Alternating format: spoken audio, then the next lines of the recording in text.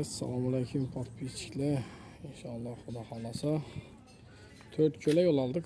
Xudo xolasa 4 ko'la bor ishlarni boshlaymiz. Va buratlar podpischi ekanlar. Xudo xolasa yo'l chiqdik yana 4 ko'la.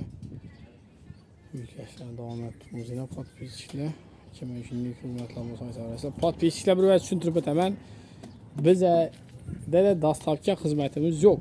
Lekin любой joydan любой senadan arzon senadan etib bilamiz podpischi, lekin dastavkamiz yok.